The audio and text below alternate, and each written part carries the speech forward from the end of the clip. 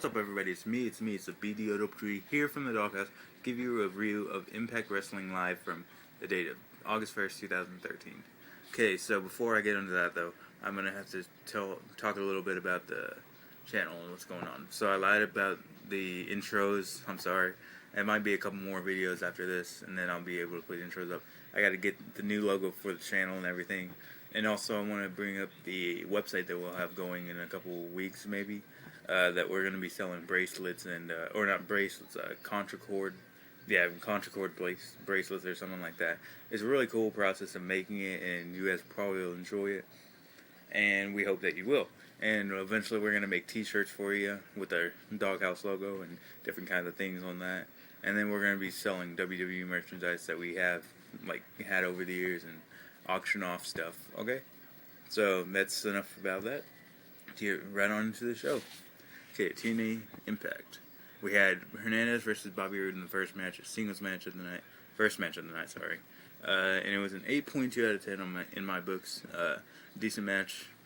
You had the ending where Bobby Roode went insane like he did a couple weeks ago, I think, and threw chairs into the ring and kind of went insane. And he, as the ref was clearing out the ring and everything, he went under the apron and grabbed a beer bottle, smashed it over Hernandez's head, and got the win that way. I liked the ending. It was a good way to make Bobby Roode over as a heel, kind of, but still make him, gain points without the ref disqualifying him and everything like that. So, yeah, 8.2 out of 10 for me in that one. Next match of the night was Jay Bradley versus Joseph Park. It was an 8 out of 10 for me. I usually don't like Joseph Park matches.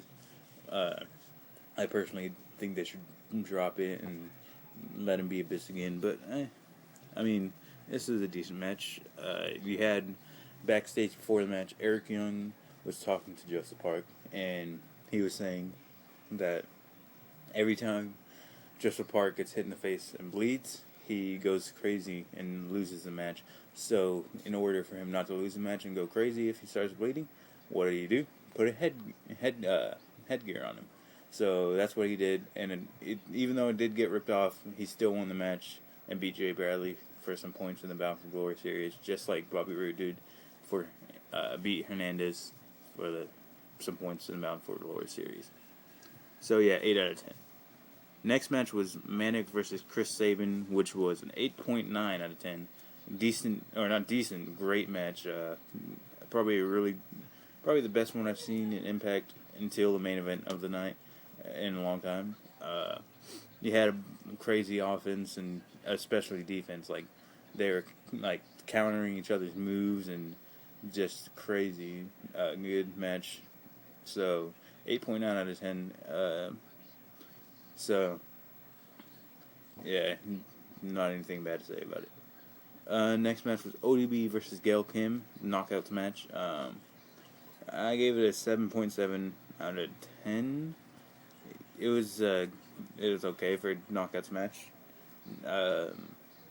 After the match, there was not really a clear-cut winner. It was a double count out, and after the match, both women started brawling outside of the ring. Had to get a couple referees to break it up, and yeah, pretty much it. 7.7 out of 10. The main event of the night was AJ Styles versus Austin Aries, and a 9.1 out of 10 match. Best match I've seen in Impact in a while. You had crazy, just like Manic and Chris Sabin, you had crazy offense and defense, and both competitors got moves in pretty well.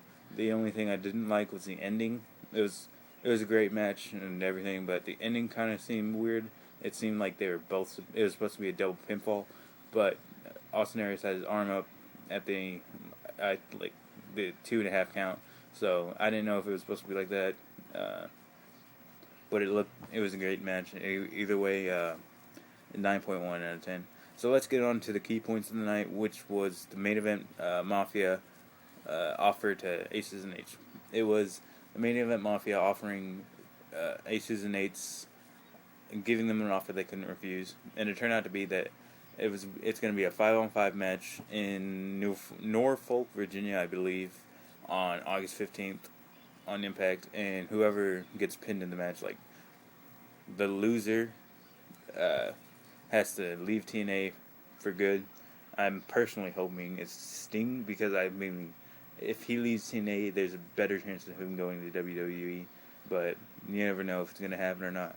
Hopefully it does, but I don't see them firing Kurt Angle or Samoa Joe or anybody from Main Event Mafia besides Sting, or maybe Rampage Jackson. But I don't know if they will. Uh, so yeah, that's my opinion on it.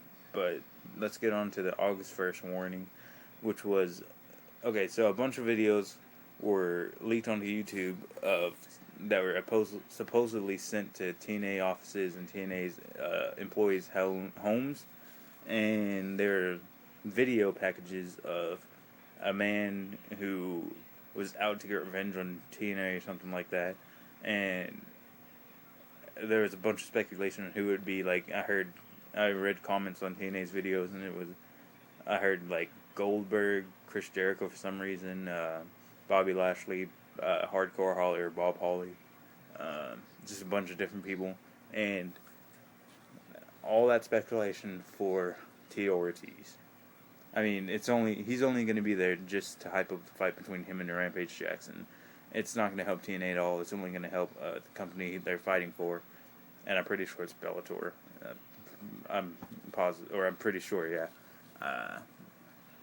So I mean, no point in him being there. And the only good part about the whole thing that happened is we're closer to Aces and Eights finally getting disbanded as a team. I've been waiting for that a long time. I feel like it's dragged out too much, and it's just not a good storyline. Not very good storyline anymore, at least. So yeah, those are my the highlights from TNA Impact on August 1st, 2013. Leave a comment below on what you think about Tito Ortiz and TNA, and just about the whole show in general. And don't forget to like and favorite. I mean, it really helps me and Sater a lot to know that people are actually watching our content and caring about what we do. Because we come on here and talk about movies. I mean, not a lot, but we come on here and talk about movies and games and wrestling. We give reviews for you. I mean, it just helps us to know that people are watching and we are doing this for a reason. And don't forget to subscribe so we know that you're watching too. I mean, it feels like we want more people to watch us because we want people to hear our opinions as well as we want to hear others' opinions. So that's why we want you to comment like what you think, and then like our video if you like what we think, and dislike if you don't like it. I mean, as long as people are watching, we don't care. I appreciate if you are watching this, and don't forget to peace out for the doghouse, and woof woof.